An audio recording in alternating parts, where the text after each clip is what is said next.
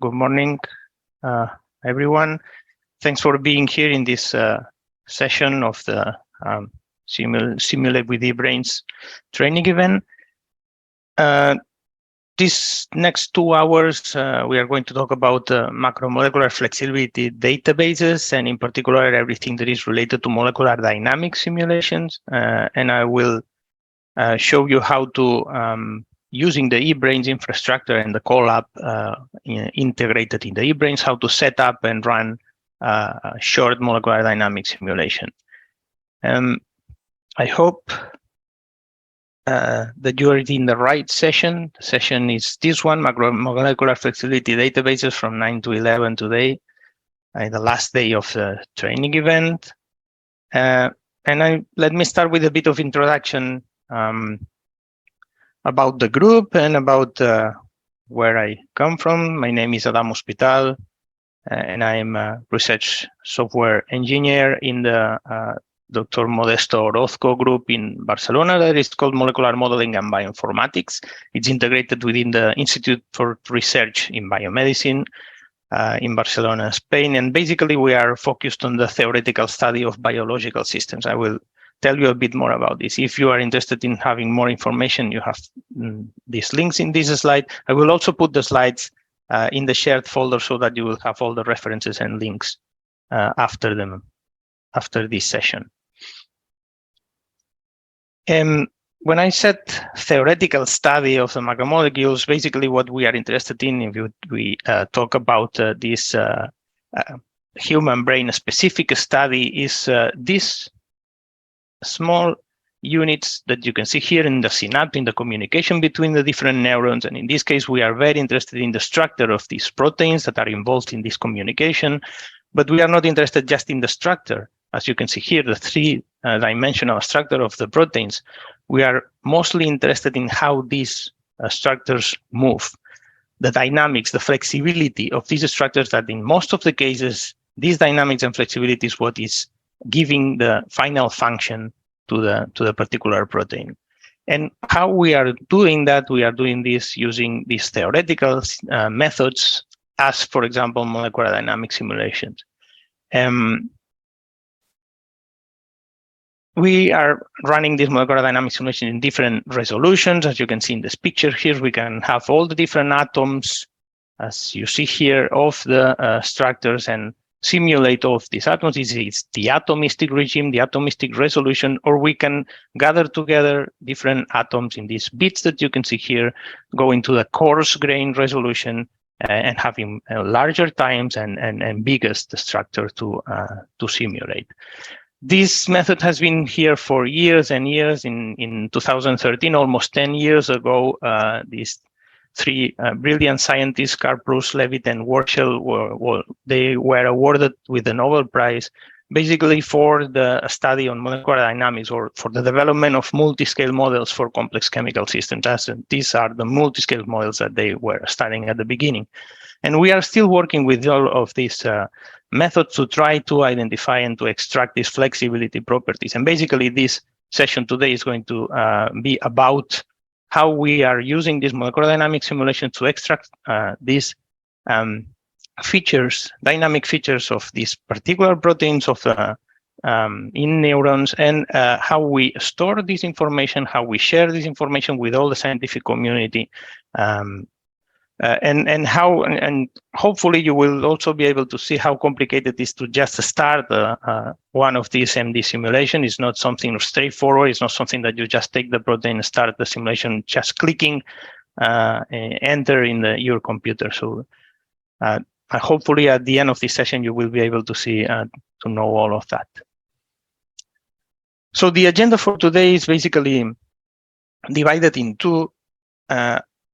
In the first part, I will show you how to run molecular dynamic simulation using the eBrains collaboratory. That means that basically what I will show you is how to set up, to prepare a molecular dynamic simulation using the Colab in the eBrains. And then after that, you can take the prepared simulation, the prepared system, and start running a simulation in HPC supercomputers. I hope that you all know that MD simulations are very, they require very computer resources. That means that in most of the times we are using HPC supercomputers to run the molecular dynamic simulations. Even though now we can do that with a GPU card in our own machine. So I will talk a bit more about that in the session, in the hands-on session. And the second part of this session, I will talk about how we store these MD simulations in databases and how we offer all of this information to the scientific community in a very graphical way and in using state-of-the-art methods so that people can also retrieve all of this information in a programmatic way. And I will also show you examples of that using the eBrains Colab. And if you don't mind, I will start with the second one because I think that it's a good way for you to start understanding all of the information that we are trying to extract from these MD simulations and how we are storing all this information.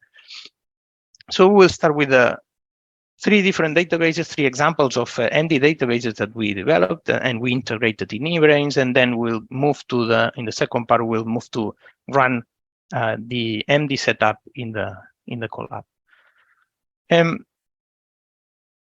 Yes, these are the three databases that I am going to show you. CNS ligands. It's a database of bioactive conformers. I will talk about that in a minute. Of ligand binding to neuronal proteins. The second one is model CNS, which is an atomistic MD trajectories. In this case, for proteins relevant in signal transduction. So the first one is small molecules, ligands. Second one is proteins. Most of them membrane proteins. You will see big proteins. Then I will move a bit, outside of the project to talk about BioXcel COVID-19, which is an MD trajectory database very similar to this one. I will talk about this and I will explain you why. But in this case, for relevant COVID-19 related proteins, very interesting, of course, in this last year.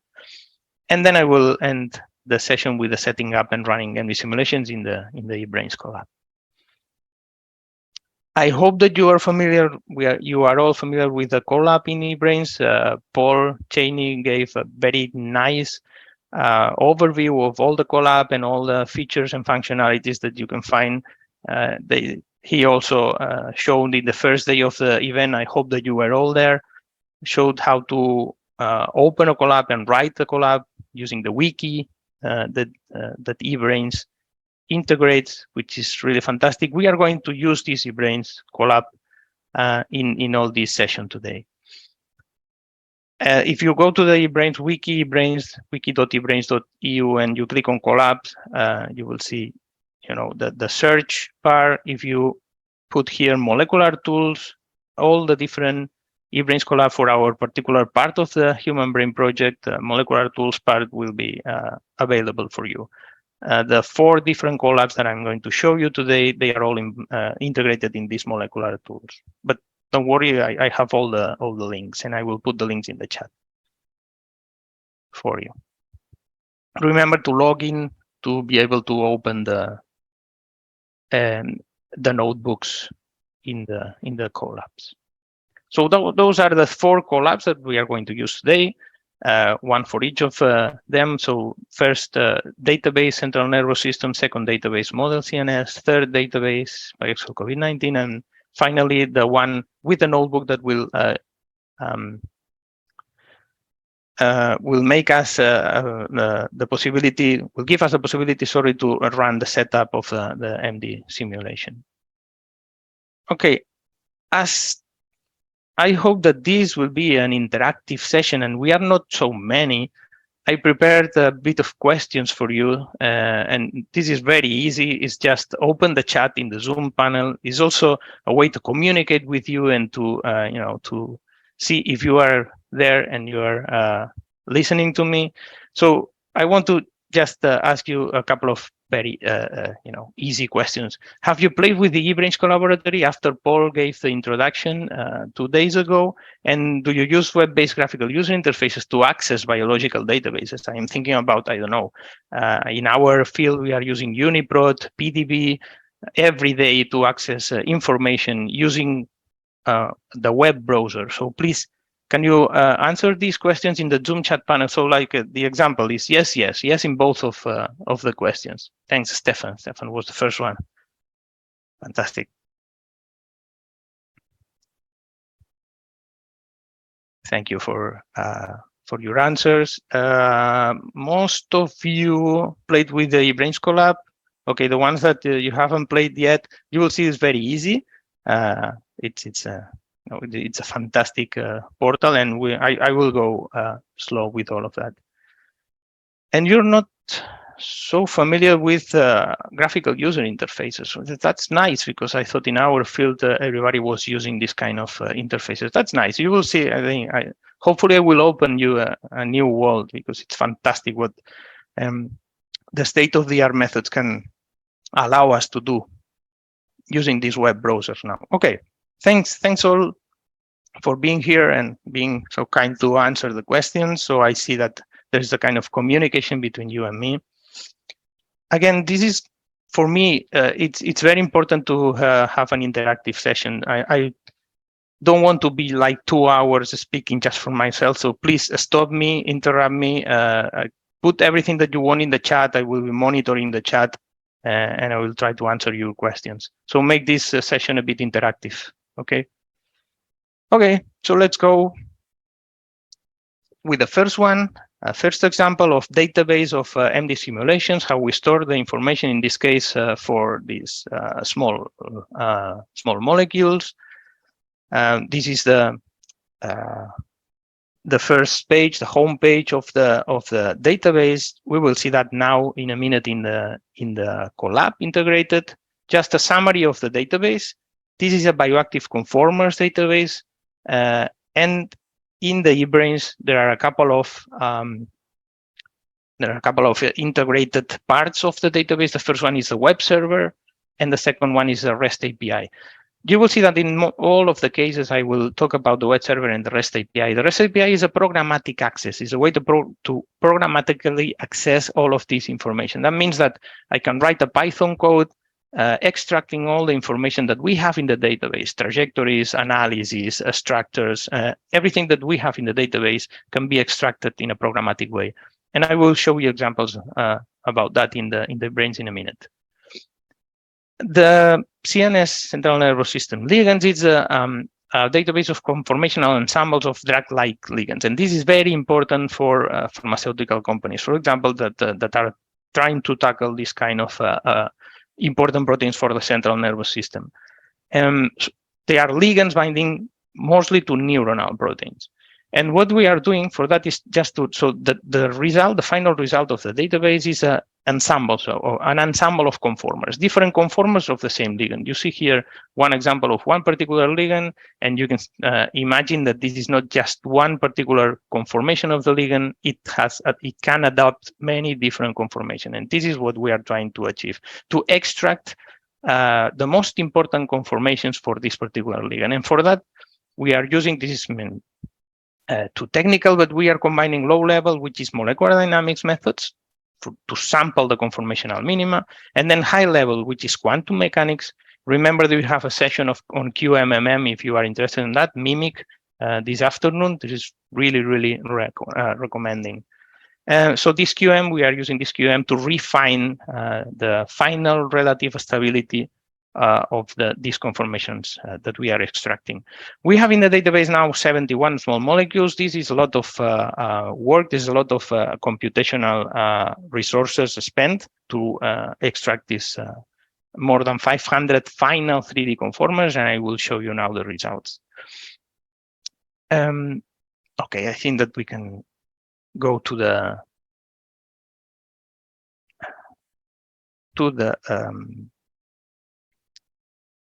Collab. I will, sorry, because I have to monitor the chat and try to put everything. So yes, I am pasting you the link in the chat. I hope that the link will guide you directly to the this particular Collab here. Remember to log in before. Okay, fantastic. Thanks for the feedback. This is important. give you just a minute for you to click on the link and try to log in and everything. I know that it's early in the morning. Okay, so in all the integrated collabs that we have in the eBrains collaboratory, we have this short amount of information about what is the database about in our case, and a couple of links on the web server and on the REST API. If you click on the web server, you can see the web server integrated here. I will click here in this button here to try to make it a bit bigger for you. And you saw the home page before in my presentation. This is not the important part. The important part is in the browse of the database. Of course, you have a way to search in the database from many different features or descriptors of the small molecule. But the important point for us today is to take a look at the browse. Those are the 71 molecules that we simulated. If we take one like this one, for example, we go to this one. This is bifebrunox, is one important molecule, important for the pharmaceutical companies. If you want to know more information about it, there is a link here to view the compound in many different databases, PubChem, DrugBank. So this is just linked. If we click on DrugBank, you see that this is the antipsychotic agent, and all of the small molecules that we have integrated in this database basically are related to this kind of diseases, important for the brain. We go back. You have many different properties extracted directly from the small molecule. You have the 2D of the small molecule, the 3D, the structure that we start all the simulations with. That, of course, it has hydrogen atoms here. Okay, there's a question. Thanks about the question in the chat. I like this because this is this makes the session interactive. Yeah, well, pharmaceutical companies, basically, you know that there's a lot of efforts now going into this kind of predictive or simulations at the beginning. So before starting any kind of analysis on drugs, they start to filter all the different small molecules that can have potential.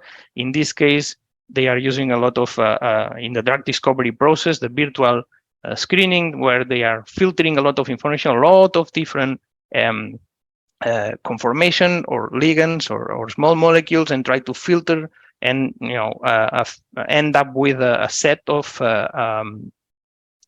small molecules that can have the function that they are looking for. In this case, what we are helping them is to filter a lot of these compounds before. We are extracting a set of conformation which through MD and through QM, we know that they have a very good energy and they will be fantastic conformers for them for this virtual screening without having to filter at the beginning millions of compounds, just starting from a set of 10 or 20 compounds. This is what we did with this database, and basically we didn't do that alone. We worked in direct connection with a small pharmaceutical company here in Barcelona that is called Nostrum Biodiscovery, that they are using now these compounds in their drug discovery process. Did I answer your questions? Okay. Thank you for that. So I was in, I think it was that one. Yes, bifebrunox. This is all the information. I was showing you the 3D structure where you can enable to see the hydrogen atoms in all the structure. This is the final structure that we are using. And we are using this structure as an input for a molecular dynamics simulation. In this case, it's not a classic molecular dynamics simulation. That means that we are using many different, advanced methods in the molecular dynamics simulation to push the molecule to move a bit more so that we sample more of the more conformations basically that the molecule can adopt. And this method is called Hamiltonian replicate change molecular dynamics. You don't need to know about that, but it's an advanced method using molecular dynamics but trying to push the molecule to move a bit more. And this the trajectory. Those are, I think, if I'm not wrong, 10,000 different conformers. So along all the different, along all the different snapshots of the trajectory, you have all the information about the MD here. But well, what I wanted to show you, and the important point for you today, is that this is the kind of trajectories that we are used to analyze after that. This is the trajectories that are the result of these MD simulations. In this case, again, this is not classic MD. The next databases that I will show you is classic MD. This one is a bit more advanced. And from this, all of these different conformations, of course, what we are doing are different kind of analysis. First one is to take a look at how these molecules are moving. This is the global movement of the molecules. This is a principal component analysis. It's a statistical method that is very, very widely used in the MD simulations, mostly for proteins. It's not as important for small molecules like this one, but basically is giving you information about what is the atom that is moving the most in comparison with the rest of the atoms. The most important one is the clustering of that. What we are doing here is to cluster. That means that all the conformations from the 10,000 snapshots that are similar one to another, we put them together in one cluster, which is this one. I can show you the conformations. This one, cluster number one, has more than 5,000, so half of the snapshots on all the simulations. The molecule adopts this particular conformation that you see here, but then it can also adopt different conformation like this one here, or this one here, or this one here, and you can see. At the same time that I'm showing all of that, you can see how we are using these web browsers or web interfaces to connect to all the information that we have in the database. So we simulated the dynamics, and we don't just store the trajectory of the molecular dynamics, but we store all the analysis. In this case, we store all the conformations related to all the different clusters. And with the graphical interface, we allow the users to look at okay, I'm interested in the first one. How is the first structure? How is the second one in comparison with the first one? What is the change here? And you can see that the change is a rotation in this bond here, and also another one here. And so these graphical interfaces are fantastic to, quickly extract information, useful information from all our results using molecular dynamics. Sorry, if I can ask a question. Sure. This conformation, I'm not familiar with this field. So these conformation are conformation of low energy, or are they just snapshot of any point of the trajectory at in temperature? Those are just clusters from the MD simulation. So we just clusterize the different conformations taken from the MD simulation directly. Of course, these conformations have physical reason, so they are physically possible. They are not invented. So it's MD, and MD follows these force field parameters that define the bonds that are allowed to be formed between the different atom types and so on. So they have physical meaning. Okay. And do you keep the transition probabilities between this conformation, or like the energy barrier between the conformations? That's a good question. We have this energy that is in terms of the population, but we have never looked at the transitions between one and the other. Okay. But that's a good question. Yeah. What we do, and this is the next part and the final part of this database. Well, I have another one before, but anyway, let me jump to the quantum one. What we do is to take these clusters that you see here, the clusters that we extract from molecular dynamics, and we refine them a bit more. And in this case, we refine them using quantum mechanics. So we go a bit farther and we move from MD, low level, to QM, which is high level. And we extract the information, the energy of all of these different conformation. Then this is the final result of the database. We plot the clusters, or the representatives of the clusters, in terms of the energy. And the first one is the one with lowest energy. The other ones, the energy is compared with it. So this energy is compared with the first one. And then we can extract which is the cluster with that has better energy, and is the one that pharmaceutical companies will prefer which is the more stable and the one that they will start analyzing. And this is the final result. These are the clusters that are the final result after refining of the QM. There's something that I like a lot here, which is the difference between the QM and MM in internal distance, and there's different methods to compare between them, but it's important for me. This is maybe this one. This is the difference between the clustering MD and the clustering QM. You see that they are very, very similar, but QM is refining the clusters, taking the most important rotation of the different dihedrals so that the cluster has the better energy. And this is a final cluster, the final conformation from this database. There's a point that I skipped before, and this is the importance of the dihedral in these small molecules. If anybody here expert on small molecules, you'll know that there's a flexible, you see here that are represented. Again, this is another example of how these graphical user interfaces are very interactive. So you see that I am moving the mouse in the left part, and in the right part, the dihedral, the particular dihedral that we are studying is highlighted. So if I am interested in this one, for example, and I click on that, this will give me the information about this dihedral has two different conformations, clearly two different conformations. This, maybe I can do that a bit bigger for you. These triangles that you see here are the clusters. So we are extracting clusters that are representing the whole space of this dihedral, and this is important for us. So we were extracting information from all the different space that is covered by this dihedral. And you can also see the same here. These are the triangles, our clusters, and this is where the different values that the dihedral can take along the trajectory. Okay, I hope that this is clear. This is the database. This is a graphical user interface. The next examples will be more or less the same.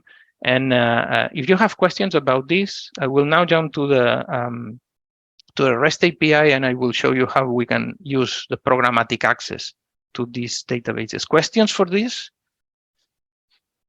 The idea here is that you see how we store the information that we extract from the MD and how we put all of this information available to the scientific community in a very graphical way. And now I go to the not so graphical way, but very important at the same time, which is how to extract this information. So I will, in a programmatic way. So I will go again back to the main page of the Colab. And here I will go now to the API reference. Where is that here? This is how all this, this is a kind of a standard way to define endpoints. We call it endpoints, which is basically URLs that you can put in your browser that have direct access to the data, for example. There's a way to try this so that I can, it's not that one. Let's try this one.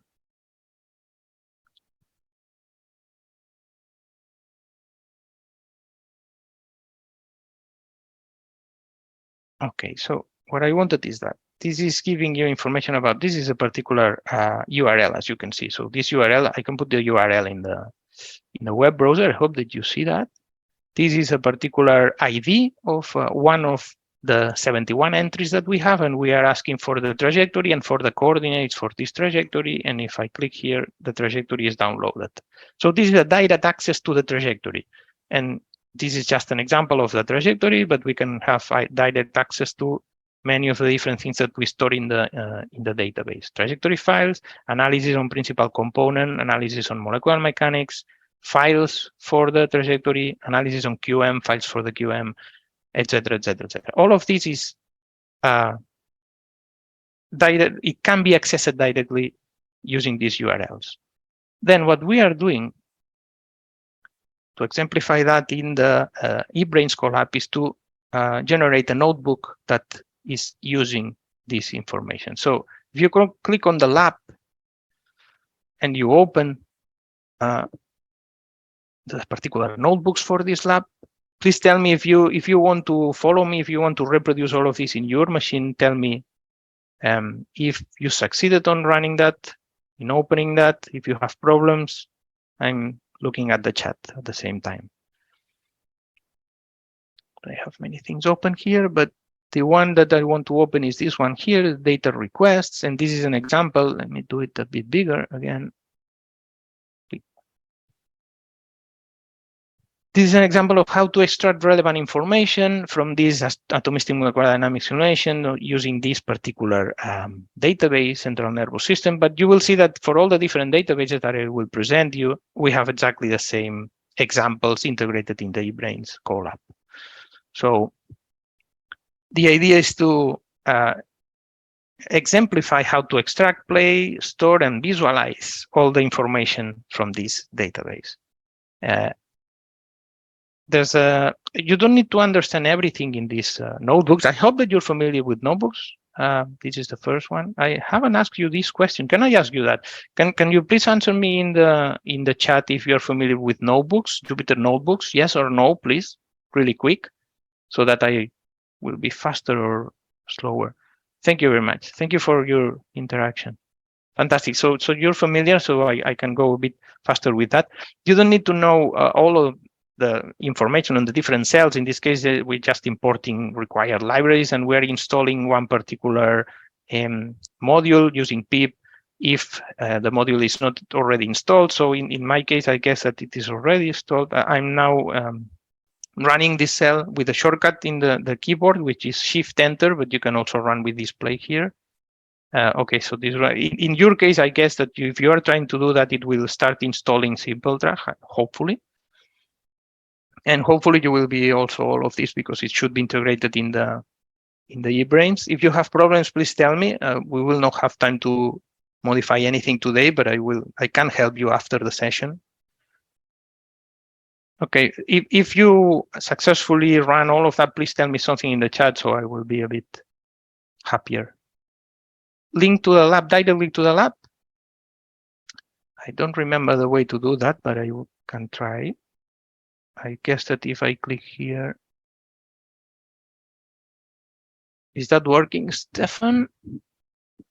Because I know that the wiki has these different links, different ways to share the links. I don't know if this is working. Can I try that? Yes, well, in my case, it's working, of course. Okay.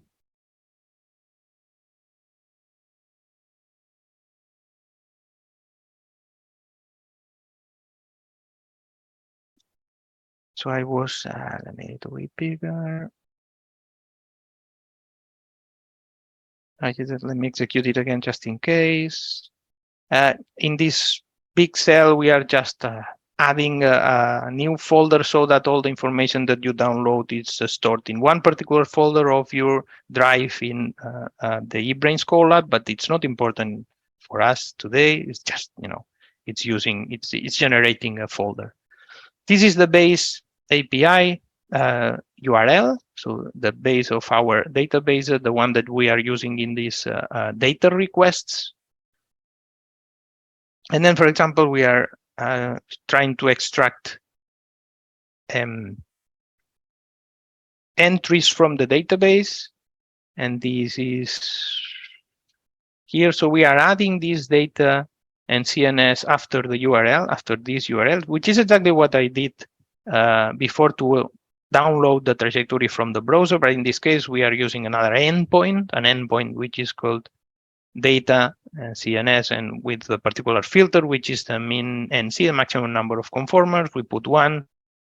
We use this the request library from Python. Again, you don't need to know all of that. It's just there is a standard way to use these REST APIs using Python.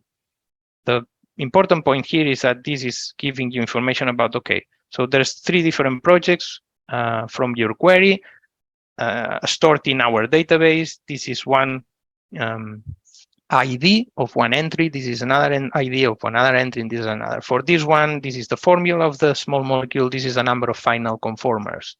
And so the same for the second one and the same for the third one. This is just extracting information about, okay, these are the IDs that I can extract from the database. Then we can extract metadata, and I can run that. But the metadata is extracting. So for this particular ID, which is in this database, there's no PDB associated. There's no structure in the protein data bank associated, but there is a formula, number of conformers. This is information about the QM final conformers, such as the energy, the delta G, the RMSD against the cluster, MM cluster, etc. All the information about the metadata that we have. There's a lot of information. Again, this is not so graphical for you, but I have here examples of getting the trajectory data, which is a bit more graphical. We can do exactly the same using programming code in Python. We can extract the trajectory, and hopefully, if this is working, we can take a look at the trajectory. This is connected directly to the database, extracting the information and giving you the trajectory. In this case, I don't think it's 10,000 snapshots, but it's a slice of the trajectory that you can reproduce directly in the notebook, so that you can use all of this information from the database in your studies in a direct way. And of course, there is also the final results. I know this is analysis data. It's an example of how to extract analysis data. This example will basically reproduce, if this is working, yes, will reproduce the final plot that I showed you about the energy, quantum energy of all the different clusters and the ranking of the best cluster and the worst cluster that we extracted. And just getting the information directly from the database. And the final example is the final result. Now is extract all the final conformations, 3D conformations that all the simulation process generated for a particular ID. This is the ID, the project session that we chose before. This is the URL that we are using to extract the information. We are storing the information in a PDB file in the drive, in the eBrains, and we can take a look at all the different clusters. And these are all the clusters for a particular accession. So the same that I was showing you in the graphical user interface, that it's in our servers and is connected to our database internally. In this case, you can do more or less the same, not exactly the same, but most of the functionalities, but in a programmatic way. And this is a summary of everything that we are doing with the simulations that we're doing in the group. We are simulating, we are analyzing, we are storing all the information in a database, and then we are generating the graphical user interface for all of the scientific community, and also the programmatic access to all of this data. This is the summary, and you will see a couple of more examples quicker now in the next databases. So questions about that? Suggestion, comments, opinions, anything?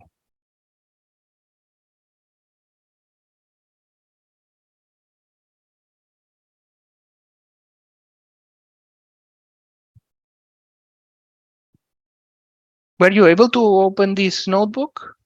Could you try to do something? Can you tell me in the chat, yes, no? You don't need to write a lot. Good.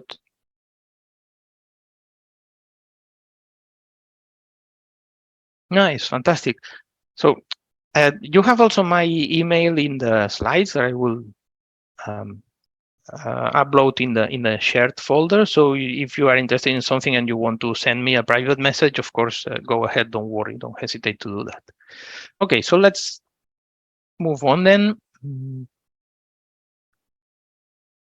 with the second one. Second database, this is model CNS, and we are moving from small molecules to big, very big proteins. Most of them transmembrane proteins relevant to signal transduction.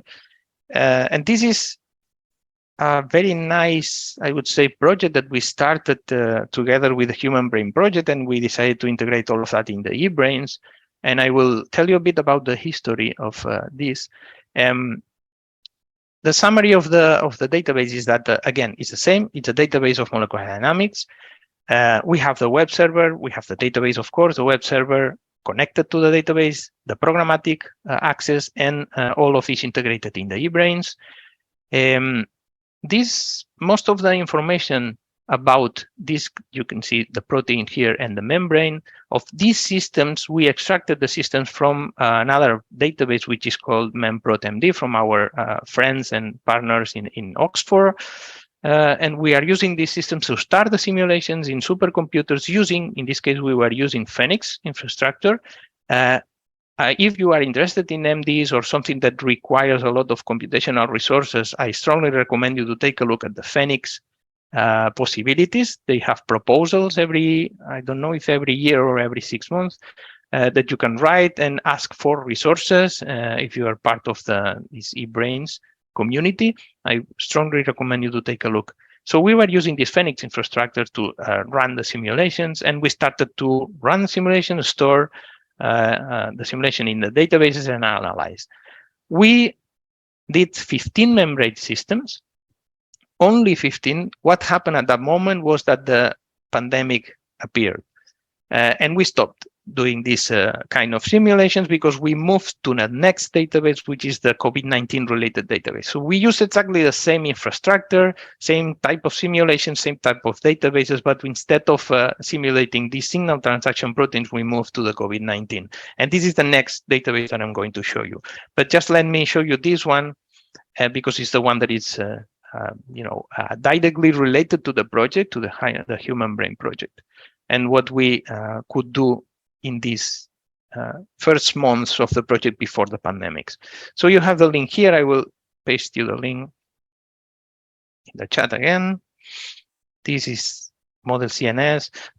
The model acronym is about Model Dynamics Extended Library, Molecular Dynamics Extended Library. This comes from an old database that we had in the group, but in this case is the one focused on central nervous system. Again, you can take a look at the web server. I'm trying to, I have the chat here open, so I'm trying to monitor also the chat. So if you see me that I'm going up and down with the pointer, it's because I'm moving the windows, the Zoom windows. Okay, so yeah, this is the homepage of the database. As before, we can browse the database, and we have many different, not many in this case, just 15, but in that moment where fantastic examples of very big and beautiful proteins like this one, information about the PDB code, the experimental structure that we were using as an input with, again, links to the different databases, biological databases, metadata about the trajectory, very important in this case for reproducibility. If anybody wants to reproduce the MD, what they need to know, the force field, the program, the type of water molecules, the ensemble. We will see that in a moment in the MD setup hands-on, the type of membrane, the pressure coupling, etc. And you see here how this moves. This is the trajectory. Remember, this is directly extracting information from the database. And again, you can move the visualization, the representation, and you can zoom it. And this is, it's a standard procedure, but this is fantastic because, 10 years ago, that was impossible to have in a web browser. And now you see that this is integrated. Everything is integrated in the Colab. So it's fantastic. There's also analysis on the structure by itself. So you can take a look at the different transmembrane regions. For example, if you click on here and you go back, you can see that this is an helix that is transmembrane. You see it's exactly in the membrane region. So different interactive processes that you can do in the website. And then, apart from the trajectory, we decided to run what we call quality control analysis. That means that we are just basically taking a look at the trajectories and see radius of gyration. What is this analysis? Is just an analysis of the shape and how the shape of this protein is being modified along the trajectory. That means if the shape is, if the protein is expanding, this is something is going wrong with the simulation, and this is why we call this analysis quality control. In this case, you see that this is kind of stable and boring in all of the simulation. RMS is root mean square deviation. Again, this is a measure of how the protein is changing with respect to the first structure, the one that we took and started, the one that we used to start the MD simulation.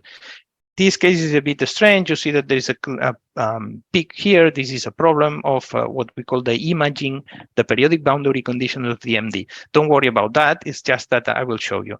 And this plot is really interactive. Again, you can open and expand it. This is the precision that it can be changed. What I wanted to show you is that you can also, if you see that there is, RMSD about, well, it's a big RMSD because it's in nanometers in this case. But anyway, you see this one that it's, far from the others. If you click, it will give you the information about this is the particular snapshot that that is giving you this number here. And you see that there is a part of the protein that is here is broken. It's not that the MD is broken, it's a periodic boundary condition, is that a part of the protein here appears in the other part of the cell. So don't worry about that. It's MD specific. We don't have time to go into this kind of details. But what I wanted to show you is that the interactivity is fantastic because you can click here and quickly understand what is happening with this wrong number here. And if you click, for example, in this one here, you see that in this particular case, you have the protein with no problems. But the point is that we are directly accessing the database, asking for a particular frame of the trajectory, and it is quickly giving us the information that we need and representing also the information. So this is what we can do. An example again of what we can do with these new state-of-the-art methods in web development. And the last one analysis that we had here is the fluctuation of the different atoms, and you see here how they are fluctuating. If you take these peaks here, the atoms that fluctuate the most, again, we can do exactly the same. This is painted as red because it's an oxygen. If we click the oxygen, the trajectory will be represented. And this one is one that it's moving a lot. If I can see it, I'm not seeing it. Let's select a new one. I don't know if you're seeing it, but it should be highlighted. I don't see it.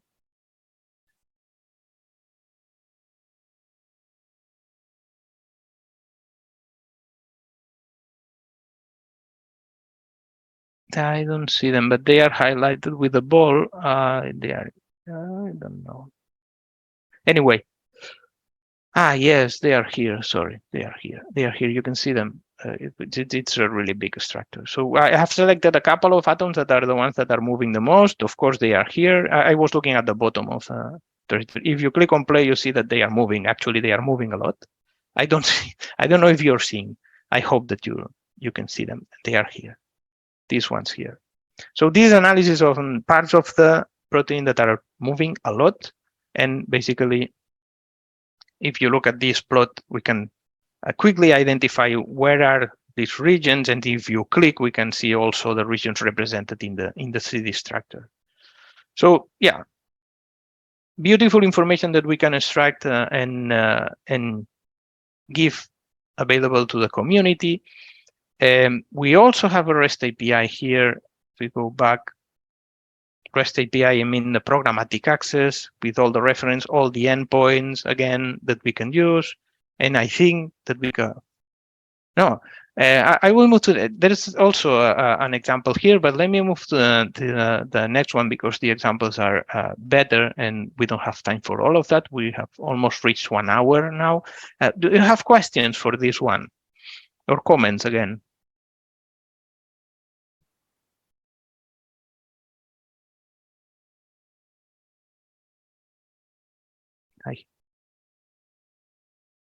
Here, I want to do here. No questions, no comments. Okay, so let's go to the next one then, which is the last database that I'm going to show you. It's the COVID-19 one. Not seeing the chat. Okay, well, as you can imagine, and I already introduced that before, we just use the same infrastructure, same methodology, and we focused at the start of the pandemic on MD trajectories related to COVID-19 proteins. Again, we have a web server, programmatic access, all integrated in eBrains. You will see we selected and grouped together different proteins which are important for the COVID-19 disease, or receptor binding domain, the angiotensin converting enzyme 2, the human protein that is used for the virus to recognize and start the infection, the spike protein that you all know, I'm sure. And we started, as in the previous analysis, in the previous database, we started from our Oxford colleagues database. In this case, we started from a collaboration between the American Molecular Software Institute and BioExcel in the European BioExcel community, that they built a simulation portal that is called covid.bioexcel.eu. And there we have information about MDs simulated for the COVID-19 from all the most important groups working with MD simulations in the world. The Shore Research, they have a supercomputer designed to run molecular dynamics simulations. They have generated the longer simulations ever with this supercomputer. Folding at Home, which is using the computational resources from many different computers around the world. The Zhang Lab using the RIKEN infrastructure supercomputer center, and also the HIT. So Stephanie's here, but Professor Rebecca Wade, which is involved also in the human brain processing, in the brains, in our molecular tools task. They also generated a lot of, and also ourselves in our group generated a lot of MD simulations about the COVID proteins, and we stored all this information in this database. So almost 400, I think that they are more now. This is not updated. MD there is an associated analysis in this database. And let's take a quick look to this one, which is a bit more complex like the previous one, because of course we started to integrate more and more analysis, most of them related to important things of these proteins. So you have in the chat the link. If you can join me in the browse of the database. This is by COVID-19. You see that it's very similar to the previous one. Again, we decided to use the same infrastructure that we were using, but in this case, you see that there are more information. The proteins are grouped in these different and important groups. So the RBD with the human ACE2, how the virus is interacting with the ACE2, the receptor binding domain by itself, the spike, where is the spike? The spike protein, the trimeric protein, with the receptor binding domain that is going up when it's starting the infection. And for example, let's take this one as an example. This is a classical MD. This comes from the D. Shore Research using this Anton supercomputer, which is specific for molecular dynamics. This is one simulation from a collection of drugs that the Shore group were exploring. They were taking a data set of FDA-approved drugs, and they were trying at that moment to see how these drugs were affecting the infection of the virus. These are 2 microsecond simulations, and this is just one of the data set of simulations. Here, they simulated a part of the spike of the trimeric protein, but here you can start to identify things. This is all the molecule that was simulated. This is the small molecule. If you click, you see the small molecule here is in the middle. You click again, it's here. I think that I can also highlight them using the control or the command in my case. But again, another example of the interactivity using this kind of methodology for web programming. I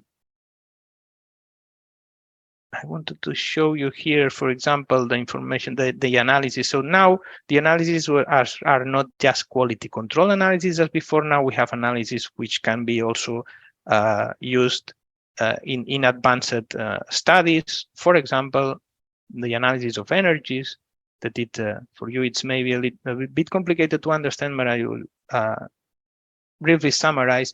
This is the analysis of the energy between the ligand that they were analyzing and the protein. So how much the protein likes to bind this particular ligand.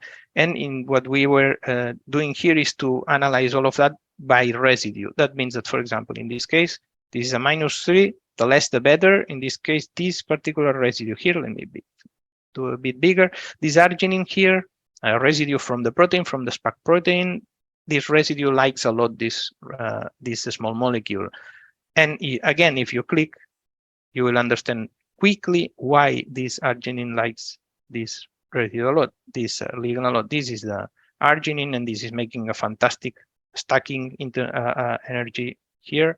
There's the energy that we are looking is electrostatic and van der Waals. So if you move it, you will see that actually there is an interaction, a clear interaction between the ligand and this arginine.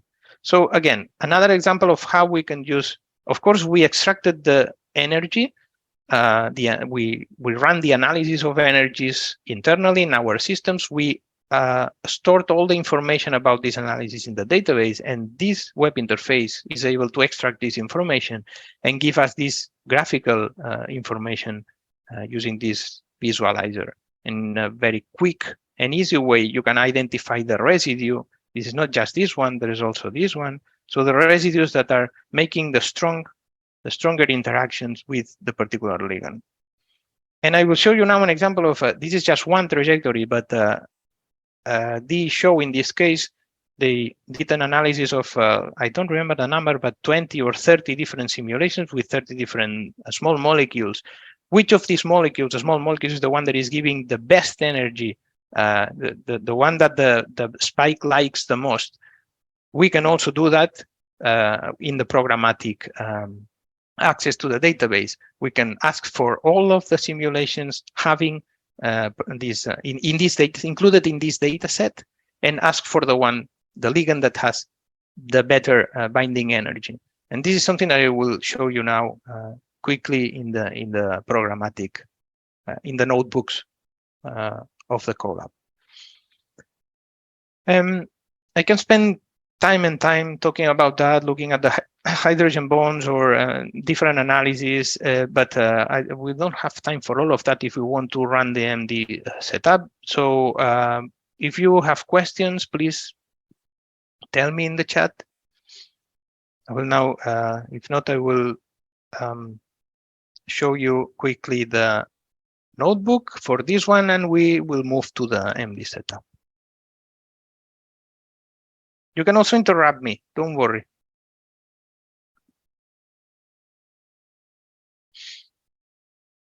Okay, I can also paste you that if in the first case it worked. I hope that this will also work.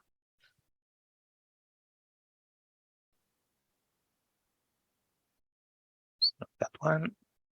It's the ligand analysis, is the one that I want to show you.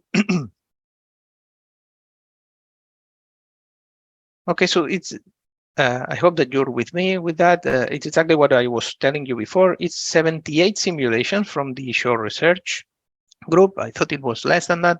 It's 78. Let's try to, I will be quicker here, but basically we are doing exactly the same. We are using the API URL for our particular database. We are asking for the data set of ACE2 simulations with ligands with small molecules from the show group. If this worked, this will give us the information of all the available simulations.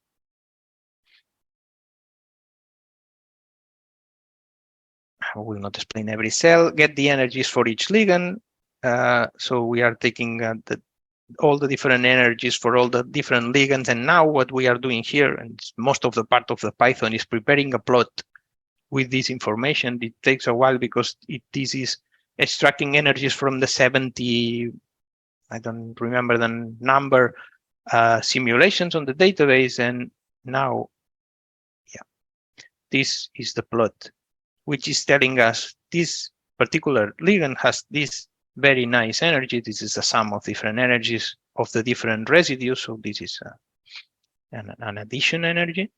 And those are all the different ligands, but this one is the one giving the best binding energy with the spike protein. And this is an example of how programmatically we can access this information and extract actually useful information for our studies, not just representing them in a beautiful way, but also extracting useful information.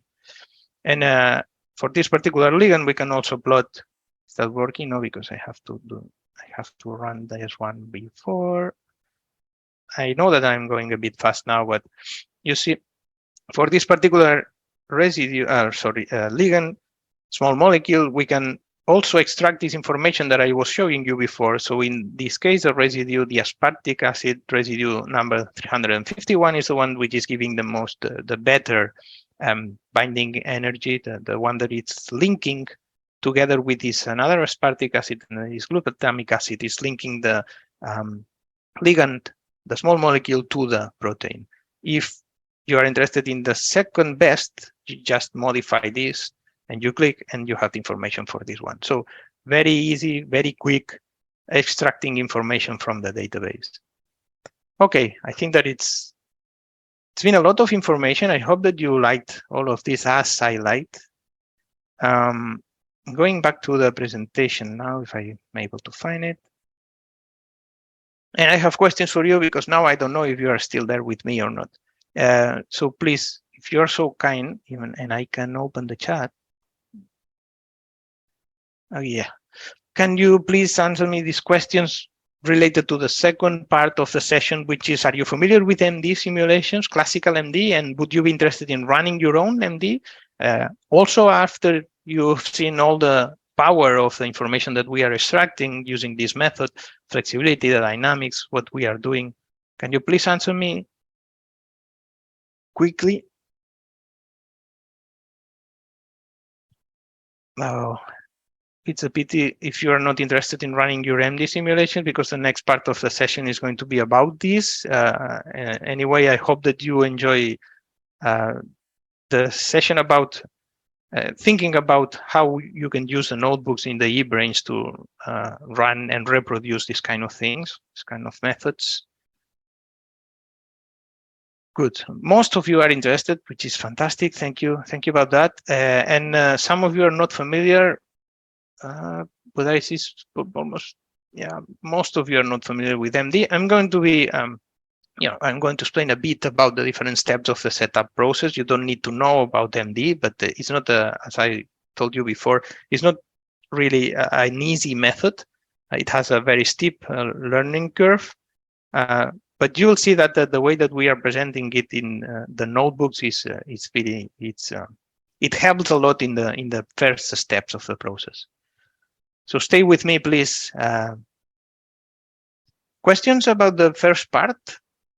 Again, remember that I will put you my email in the slide, so you can ask me if you want after the session. But now that we are all here, if you want to ask something, I will be happy to answer you. Okay, if not, let's go to the next part. Okay, the next part is it's called BioXL building blocks, and I'm sure that you are now wondering why is this name instead of MD setup or something like that. And it's because what we are trying to integrate in the eBrains Colab is not just the MD setup workflow that we are going to be working in 10 minutes, but it's a whole library that we were building together with the BioXL Center of Excellence, an European project about biomolecular simulations. And it's a collection of wrappers on biomolecular simulation tools that we use to generate many different workflows. One of the workflows, it's MD setup, but we have many others. And before starting to work with all of these in the eBrains, I'll need 10 minutes to introduce you, more or less 10 minutes to introduce you about this BioXL building blocks library. This is what we are going to do now. And then we are going to open the notebook in the eBrains Colab. So this is the summary as before, as the same schema as the slides before. We are going to use a workflow using this BioXL building blocks library. it's Python. So I didn't ask you about that, but I hope that you all know or are a bit familiar with Python. It's very easy. Don't worry. The ones that are not familiar, don't worry about this. This is adding a lot of interoperability and reproducibility. I will talk a bit about that in the next slides. And we have many different workflows that we call demonstration workflows, workflows that are demonstrating the power of the library in Jupyter notebooks. A couple of them are integrated in the eBrains, MD setup, and ligand parameterization. Some of them are still not integrated, but they will in the near future. So we will be working with the MD setup from the eBrains, and but before that, what these BioBB building blocks are. So basically are these pieces of Lego that you can see here that are the building blocks for us.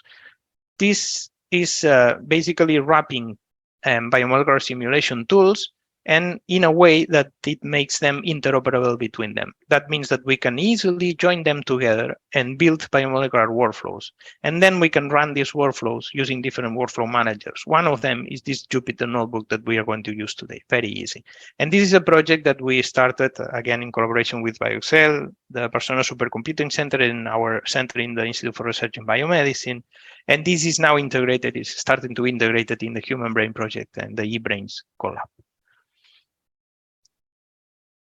We have many different modules, what we call modules, which are categories. One of them is the MD. So they are all the wrappers of biomolecular simulation tools of molecular dynamics methods. In this case, GROMACS, for example, but we also have another one for AMBER. But we are not just limited to MD simulations. We have modeling tools wrapped. We have machine learning, we have virtual screening, as I was telling you at the beginning about the pharmaceutical companies and the virtual screening process. We have input-output category to extract information from biological databases, analysis of MD trajectories, structure utils to modify or extract information from the structures or structure files, chemoinformatics for small molecules, free energy calculations, and something related to DNA. And we are still adding more and more information to this library. So if you are interested in this kind of biomolecular simulations, please take a look at the website, because we are updating the information there very in a regular way. All of this, and I'm going to explain you now, is for you to follow the notebook that I'm going to show you in a very easy way. So we are going to use one of these modules here, and a particularity of our modules is that if you look at one, for example, this analysis module here, it has a lot of different building blocks, which are these ones, which are wrapping different analysis for GROMACS tool, for AMBER tool, etc. So this is clusterizing, this is running the RMSD, radius of gyration. I have shown you examples of all of these in the databases before.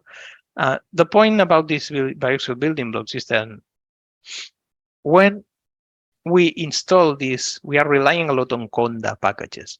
And that means that if we install this BioBB analysis, or you try to install in your own machine, having Conda installed, the Anaconda package system, it will install also all the dependencies together. So you don't need to worry about all the dependencies that this particular building block needs, because it will be automatically installed. And this is what this is how we are achieving reproducibility. If you're not familiar with Conda packaging system, maybe this is not the event for that, but I strongly suggest you to take a look, or recommend you to take a look. It's a very easy way of reproducing, in our case, workflows from one supercomputer into another supercomputer. So, for example, this is I think this graphic is fantastic to understand it. We have a person number one and person number two with different computers. This is one computer, this is another computer. This is the environment in the local computer, and this is a closed Conda environment that you can generate inside the computer. If we run this particular workflow that is called Sauron in the computer or in the Conda environment of this computer, the results are the same and everything is good. If you look at the programs that are installed in the computer, you see that, for example, here, there's one program that in the environment is not there, but the workflow don't need this environment, like this tool, and the workflow runs in the same time. And here you have the different versions of the tools. If we try to reproduce the same workflow, the Sauron workflow, in this other computer, which has a very different tools installed, different versions of the tools, this is not there. If you try to run it, it will give you an error. This tool is missing. This has a different version, etc. If you just reproduce the conda environment here, which is very easy, one single command line, then you run the workflow and the results are the same, because the conda environment gives you the particular tools and versions that your workflow needs. And this is exactly what we are doing with our workflows. Okay, this is just for you if you want to, if you are interested and you program in, for example, in Python, this is very nice. Now, syntax, so that you can understand the notebook that we are going to see now. The syntax of the building blocks, no matter what is the program that we are wrapping or we are running behind, we can run Gromax, Amber, Modeler, we can run any kind of program. The same is that the thing is that the syntax is exactly the same. And it's very easy. We just import the module here. We import, in this case, edit.conf, which is a particular building block which builds this box surrounding the molecule. And then we define inputs, outputs, and properties. Inputs, outputs are files, input files, output files, and properties are parameters. In this case, parameters can be which is the type of the box and which is the size of the box. And then we run the building block. And this is exactly the same for all the different tools. Examples. We have here an example of a cluster. You have inputs defined. Well, we import the module. We define inputs, outputs, and properties, and we run the clustering. And this is running a clustering. You can see here the result, which is different representatives of the cluster of the protein structures. If you want to mutate a residue, like this one here, an arginine to an alanine, we import a building block that is called mutate. You don't even know what is the program that is behind. You define inputs, outputs, and properties. In the properties, which are the parameters, the mutation that I want is this arginine 5 to alanine, and then you run. And from this arginine here, you have here an alanine the same. So the idea is to use the same syntax for all the different biomolecular simulation tools that we are wrapping. Now, an example of a very small and easy workflow. A workflow that is using a REST API. Now you already know what is a REST API. Is a programmatic access to a database. In this case, we are accessing the PDB, the protein database, and we are extracting a particular small molecule, which is the ibuprofen in this case. We download the molecule. We use the output of this building block as an input for the second building block, which is add hydrogens. And here we are wrapping OpenBabel, a biochemist, a chemoinformatics tool, which is adding the hydrogen atoms. We are taking the output here, using it as an input for the next step, which is minimizing the energy of these hydrogen atoms.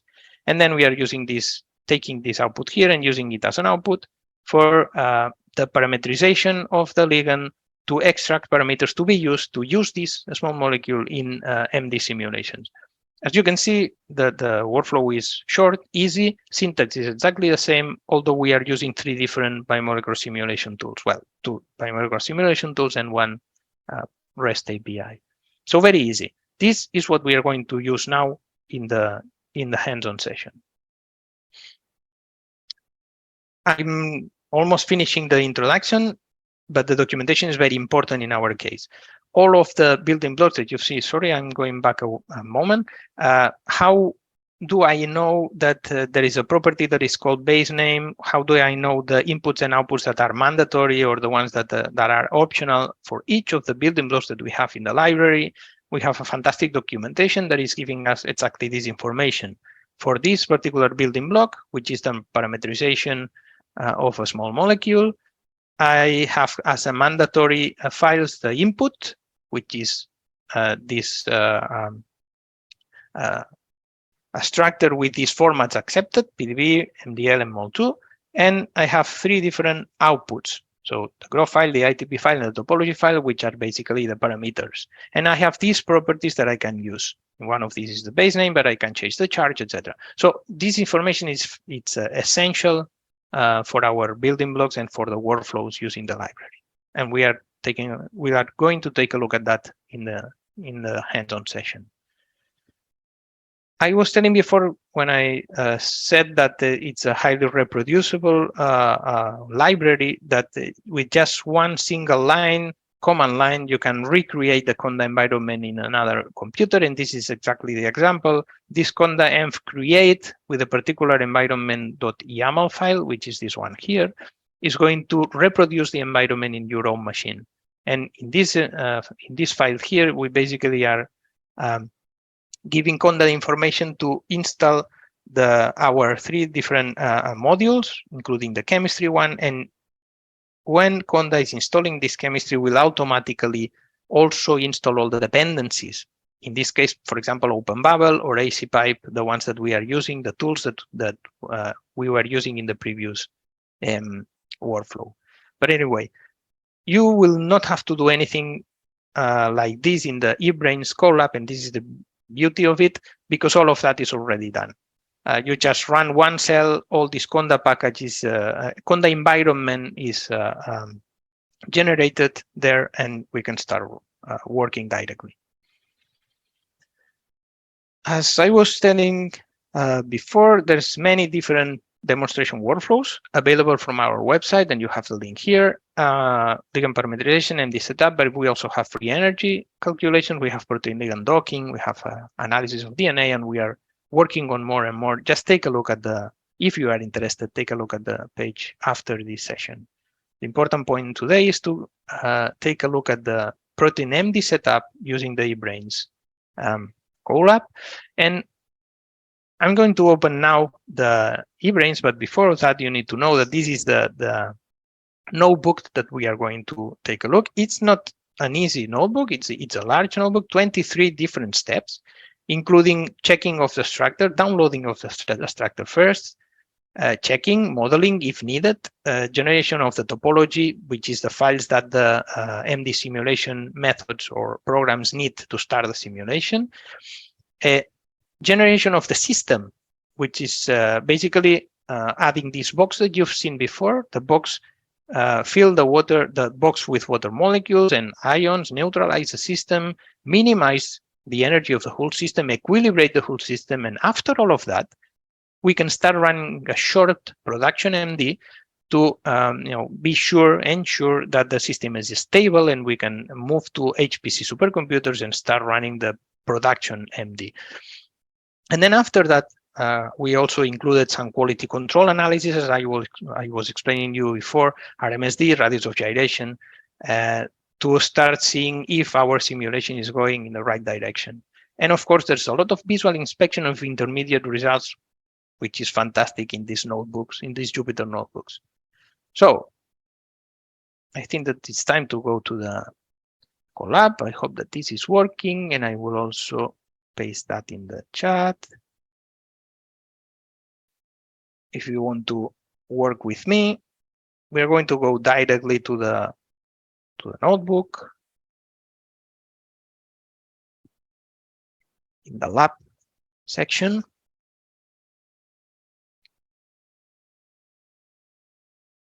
We need to click on the preparing a protein to run. Preparing a protein to run.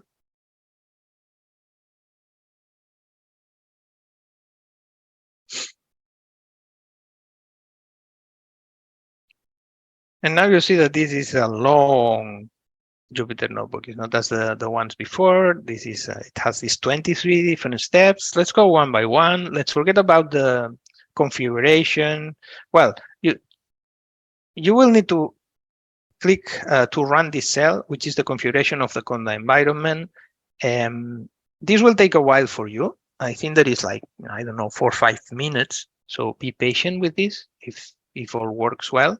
Again, if some of you wants to reproduce that with me, please tell me in the chat if you are able, if everything works. If something is not working, please tell me, and we'll try to solve the problem. If not now, after the session.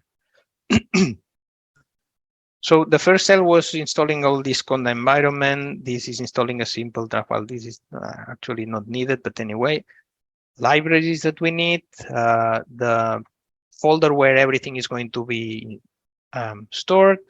Nothing is important until this point. In this point, we start defining what is the protein that we are interested in. So that means that if you change this PDB code here, you can run the whole MD setup using another structure. Be careful with that because this is not universal. That means that you cannot use this workflow with any kind of protein in the PDB database. There's many, nuances about the different proteins that are available, experimentally available. So you need to be careful with that. This is just one example, easy, non-small molecules, non-modified residues, nothing really special about it. But anyway, this is a calcium binding protein, which it's known to be implicated in various diseases, like, for example, the Alzheimer's disease, autism, or schizophrenia. So this is a protein that can be important in this particular environment, in the human brain environment. So we click here, we run this cell, we define this PDB code, which is the structure that we want to start with. And here is the first building block that we are using. Remember, we are importing the building block that we know that is one that is used to download a particular structure from the PDB database. This is the BioBB input-output module. We define an output file, which is basically the name of the PDB. This is Python code ending with .pdb. And in the properties, in the parameters, we are telling the building block that this is the PDB code that we want, and we launch the PDB code, the building block. When we launch it, the PDB will be downloaded, and then we can use this fantastic NGL tool to display the structure. And this is the structure that we have just downloaded now. And we can see all the different atoms that is going to be used in the simulation. Right, I hope that you are following me. If you are interested in following me step by step and you think that I'm going too fast or something, just please stop me, okay? Write something in the chat, stop me, wherever. I have the chat here. Okay, after downloading then the structure, we are going to check and fix, if needed, the protein structure. This is a very important part or step of the process. And this session is not going to be about how to properly set up a system for a molecular dynamics simulation, but anyway, I just want to explain you step by step what we are doing in this notebook, so that if you are interested in MD simulation, then you can look for more information or standard advanced information on setup of MD simulations. But anyway, you need to know that it's important to check the structure at the beginning and not use the structure directly from the PDB to start the simulation, because this most of the times will make the simulation crash. Things that needs to be checked, something like missing atoms, missing sidechain atoms, incorrect amide assignments, alternative location that you can have in the PDB. Yeah, don't worry. So different problems that this particular building block is checking. So if it's not just checking in this case, but it is also fixing the sidechain atoms, the missing sidechain atoms, which are the most important ones to start the simulation. So we run this, and this is included in another category or module of the biocell building blocks, the one that is called model. But remember, the syntax is the same. So we import the building block. We define, in this case, just one output. And we use, remember, we use as an input the output of the previous cell, which is the downloaded PDB. And the output is the one that we have defined here. No properties in this case. We launch directly. And this is using another tool that it's the structure checking utility that basically is giving us, in this case, information of no residues with missing or unknown sidechain atoms found. Fantastic. Then it's all done. No problems in our structure. If we take a look at the structure again, it's exactly the same as before. This will not be the case if we modify the PDB at the beginning and you use another example. So be careful about this. And if you want to play, go ahead. Modify the PDB and take a look at what is the result, the log file, what is this checking step, what is the checking step writing as an output in the log file. or finding the problems that it is finding. Okay, next step, once we are sure that the protein is okay, we need to create the system topology. And basically what this is doing is to take the information from the PDV file, which is basically coordinates in the space, X, Y, and Z coordinates in the space. This is this atom, this is the other atom, but this is not enough for a molecular dynamics simulation. We need to add the force field parameters here. And this is exactly what this step is doing. And the force field parameters basically are, this atom is for this type and it has this particular charge and is bonded to these other atoms, and this is making a dihedral bond with these two more atoms. All of this information is generated in this step. Is generated and is written, in this case we are using GROMACS, it's written in a topology top file, and also we are generating at the same time position restraints that we are going to use in the next steps in the equilibration process. But the important thing is that the topology file needs to be written with all of this information. And this is basically done by one tool from the GROMACS package. But as we are using these BioXL building blocks, in this case, the BioBBMD, the only thing that we need to do is to define the outputs in this case, use the, oh, I don't know why I have this. Should be like that. Okay, anyway, this is taking the output of the previous cell, the fixed PDV, as an input, and is generating two different outputs. Remember that we know that we need to define these two different files, because I'm going to open, sorry about this. I'm going to open the documentation for the MD that we are going to use a lot, which is here. This is the documentation for all the different building blocks. We are now using this one. And in this one, it is telling us that we need to define input, output grow, and output top zip. So we need to define these three, and then we have many different properties to choose. But these are the important, the files, and these are the ones, input, output grow, and output top, that I defined. And go back to the topology generation, which is here. So input, sorry, this one, output grow and output top are the ones defined. And if I run that, the building block will tell you, this is what I am basically running behind you. This is GROMACS, and it's generating the topology file. It's generating a topology and a GRO file. A GRO file is something like the PDV, something that we can visualize. And I hope that you can see the difference between the previous structure that we had and this one. And basically, the difference is that now we have all the hydrogen atoms that the topology generator has added to the structure. So now we start to have a full system prepared to, I don't know what I'm doing here. I am minimizing things. Yes, okay. So we have the full structure to start with the MD, but before that, we need to immerse the protein in the water box that MD simulations need.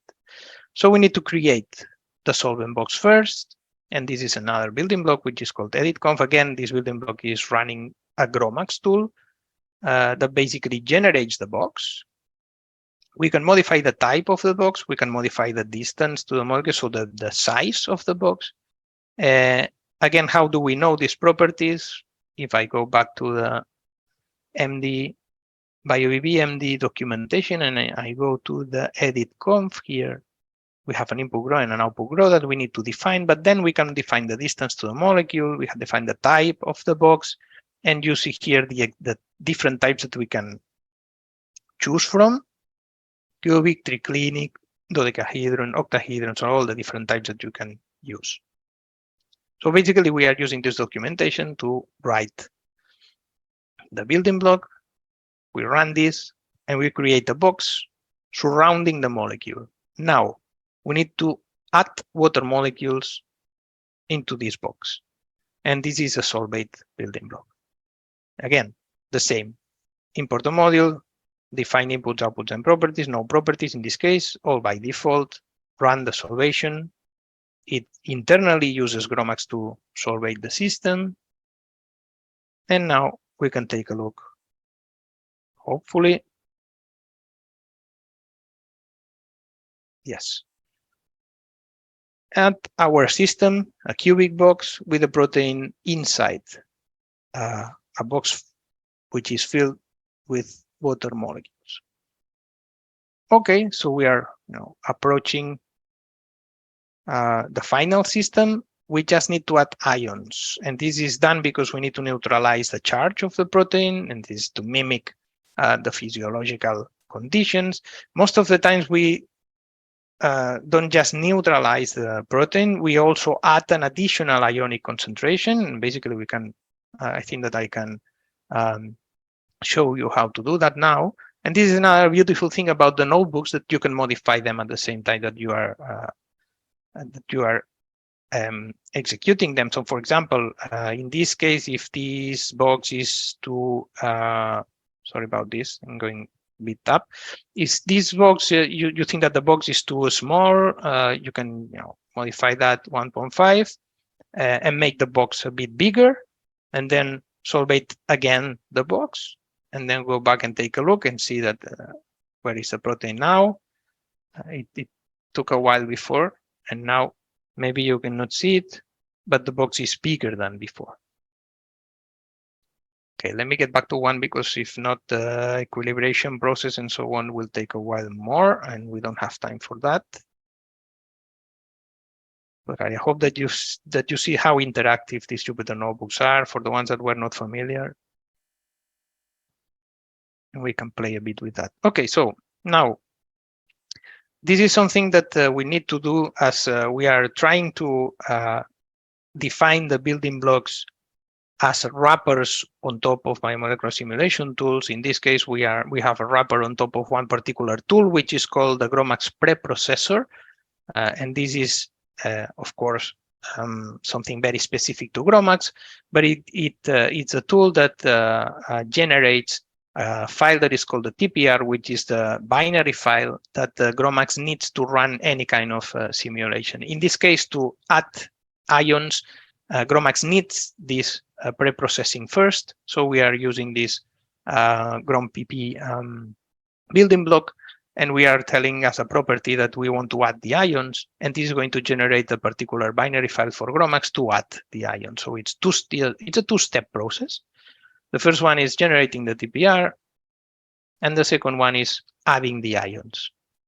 That is just because GROMACS works this way, but hopefully using this kind of notebooks, you can just reproduce without having to know that. In this case, as you can see, we are telling the building block that we want to neutralize the system and that we want a particular ionic concentration. Again, so in this case, for example, this is the particular command line that it's executed, and GROMACS is telling us, I will add 12 sodium ions and 6 chloride ions. So 12 positive ions and 6 negative ions. That's because we have put the concentration of 0.05. But if we put the 0 because we just want to neutralize the system, and you go again to the log file, GROMACS now is telling us, okay, I'm going to add 6 positive ions, and so I will neutralize the charge of the protein and no negative ions. So again, you can play a bit with all of this and take a look at the results. We go back to the physiological concentration, 0.05, take a look at the generated structure, and see that basically we have here all the sodium and chloride atoms, which are those ones that are inside the water box. I've hidden the water molecules so that you can see the ions, but the water molecules are there. Actually, you can even play also with the representation at the new line and say, I want to, I think that it was solvent. Let's see if I'm doing things. Okay, you see, so the solvent is there, but you can choose to represent it or not. Now I'm not seeing the ions, although here there is one chloride ion. But well, you can play with it. Next step, now that we have the system complete, so we have the system with water molecules surrounding the system, with ions neutralizing the charge with an ionic concentration, we need to start minimizing the energy of the system. Of course, we have added all the water molecules there by force, and now what we need to do is to make all of this, all the system, relax in energy. And this is done by two different steps that can be very complicated and very long.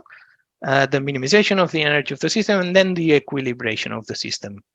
I'm not going to enter into any details on that because there's, there are books written about how to properly minimize and equilibrate the system before running a molecular dynamics simulation.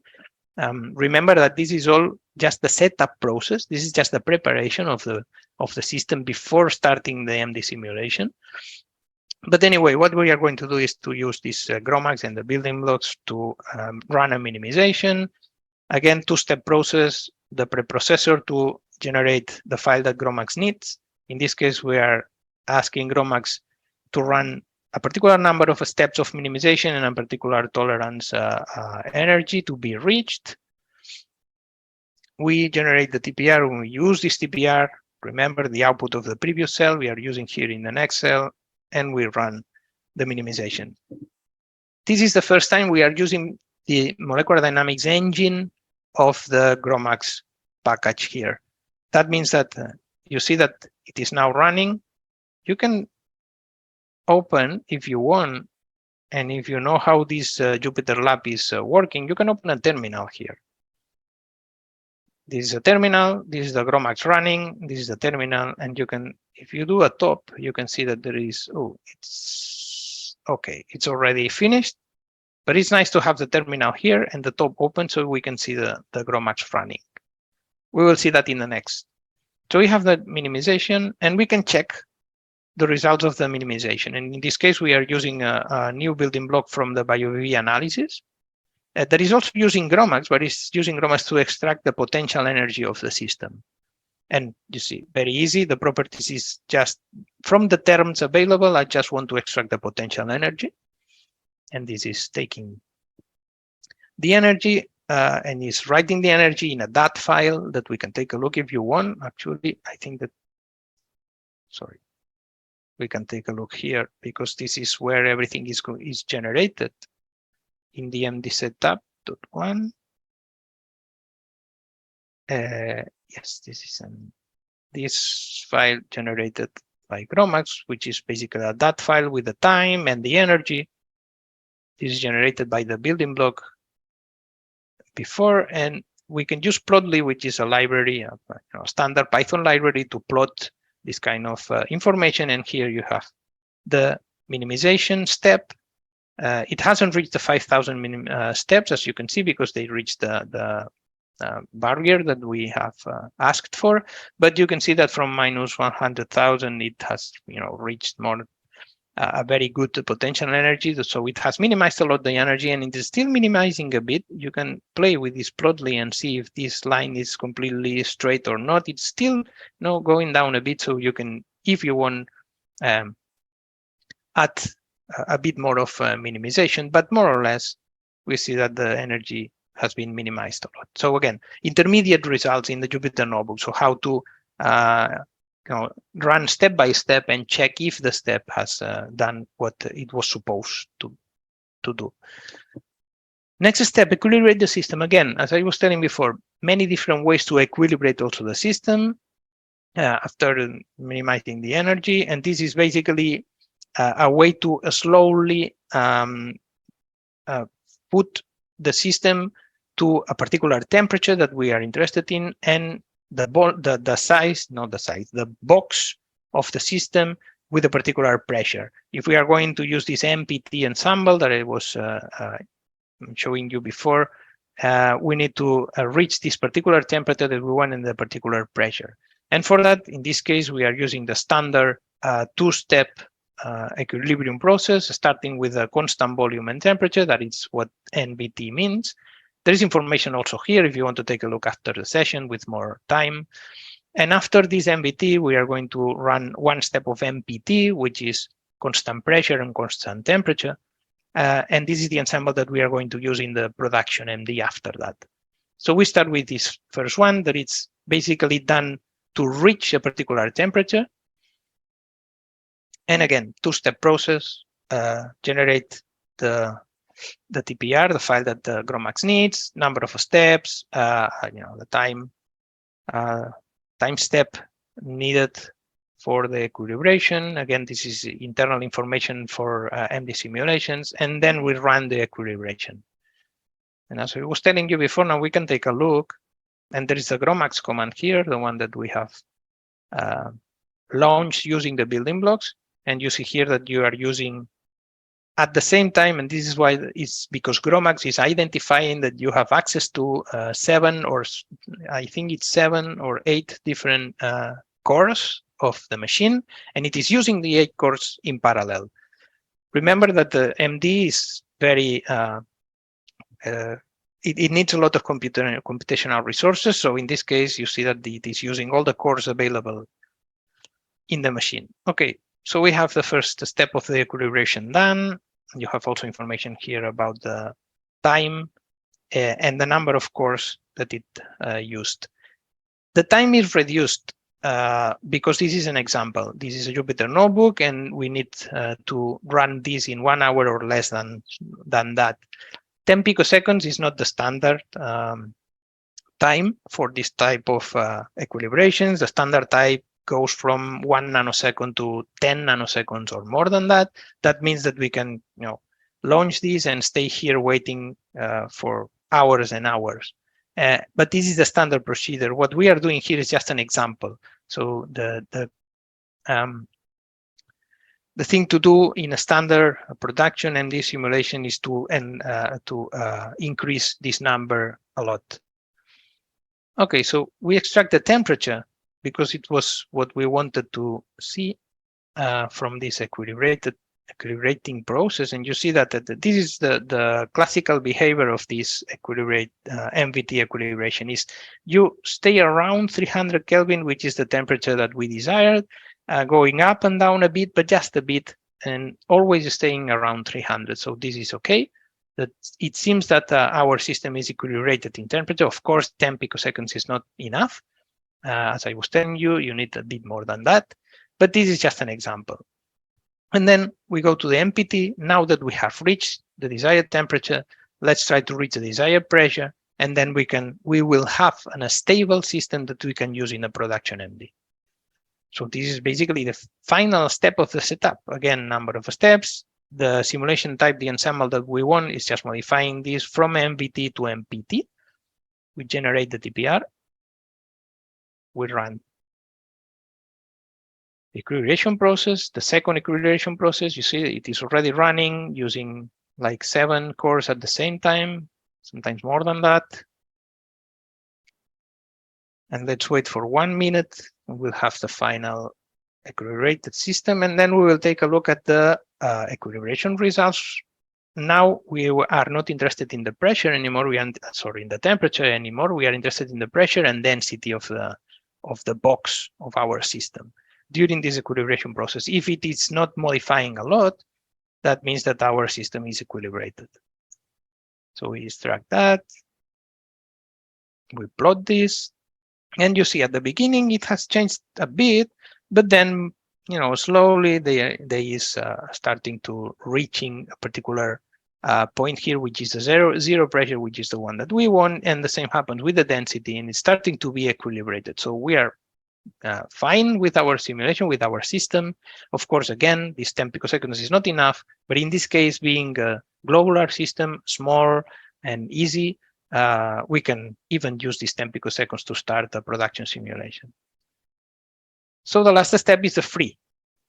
What we call free is the production simulation. We can now take this system, go to an HPC supercomputer and run a simulation for 1 microsecond or more. But in this case, what we are going to do is to just run this 50,000 steps, which is a total of 100 picoseconds just for us to see the production MD. I don't know if with 10 minutes this will be able to finish, but anyway, I have it anyway here. So I will, as it is running, I can go on explaining the last steps of the Jupyter notebook to you. If you look at here, the GROMACS is running again using almost 8 cores. So let's GROMACS do its thing, and then we will take a look at the quality control analysis. You remember, after having this MD simulation, you've seen I've been a bit faster here in the last part, but this building block or the way that you're running the production and the simulation is exactly the same as before. Nothing has changed. The last step of the MPT equilibration is exactly the same as the production MD. You just extend the time that you want to simulate. After the simulation has run and you have the final trajectory, that if you remember from the previous databases, you can see how the protein is moving. But before that, we want to check a bit the quality control of the trajectory of the simulation. If you remember, I told you before that there's a couple of analyses, the ones that were integrated in the model CNS database, that are these quality control ones, the classical ones, which are RMSD, root mean square deviation against the first snapshot, or also against the experimental, or I think it's I know I cannot run this. I had to wait for this one. Anyway, you see that there is a star here. That means that it is waiting because there is this one that is still running. But we will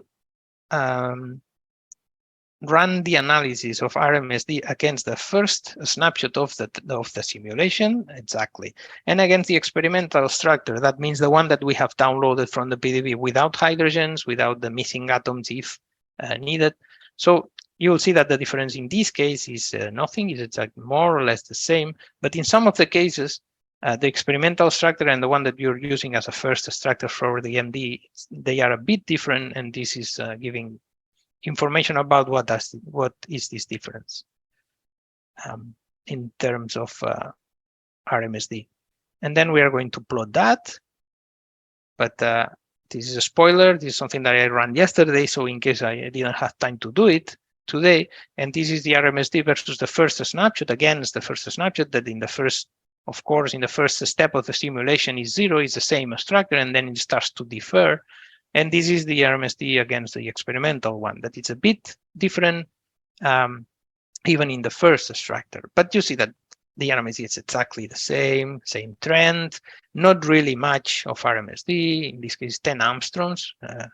Remember, this is in nanometers, but it's quite stable with this 100 picoseconds that we have launched.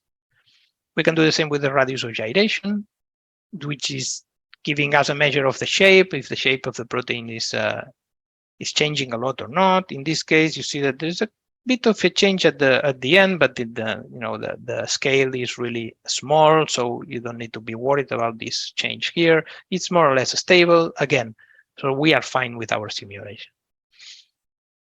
And finally, once we have all of that and we are sure about the trajectory is correct, we have run our quality control, we basically run the imaging of the trajectory. We didn't have time to enter into periodic boundary conditions in molecular dynamics simulations. If you are interested in MD, again, I strongly recommend you to read something about the periodic boundary conditions. But basically, this is a post-processing that we need to run in our trajectory. Building blocks also integrates this. We can run this imaging process. We can generate an output dry structure. That means that from the system that we have generated and the one that we have used to run the simulations, we extract the water molecules, the ions. Again, we strip everything. We keep just the protein. This is the dry structure. And we use this to visualize the trajectory. And finally, we visualize the trajectory. In this case, as the dynamics is still working and in this cell is not working really well, I prepared yesterday another,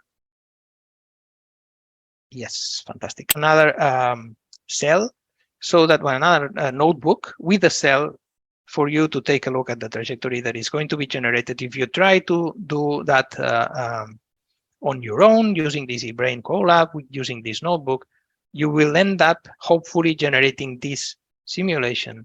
It's a very short simulation, but it is the first, maybe for some of you will be the first MD simulation, only 100 picoseconds. But anyway, it's a simulation that you can then, just launch for more time, and you will have how this particular protein involved. If you remember, in diseases like Alzheimer or schizophrenia, you can take a look at the dynamics and how this protein is moving using this MD theoretical method. Okay. So this is the final part. We have still 7 minutes for you to ask me whatever you want. The only thing that I want to tell you after that is, yeah, the last question in the chat, so that you start using the chat.